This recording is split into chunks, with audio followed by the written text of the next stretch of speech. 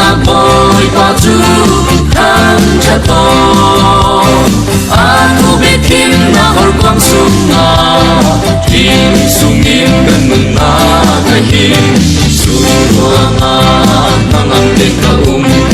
anding siang mandang ay nolong tham cha tim rai khoi na long long hi suel sanin kay karyana si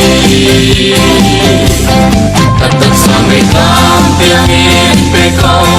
manila adu mga kalero pero di suiwana tamjang latatya rai koi na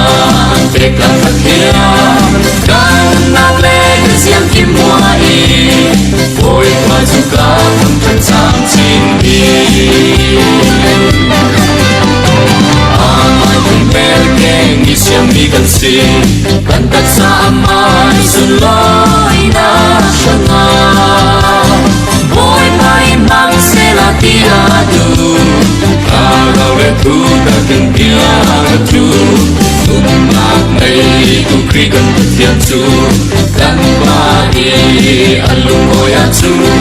nang lagayin preting hiasya ang katikan ay ko'y nagsise patag sa may kampiangin pekaw manila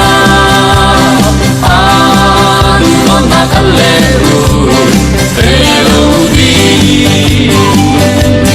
suiwara ang paglamatya rai ko'y na pekang matya kanan na wegas yang kimwai ko'y majuka ang kansang sindi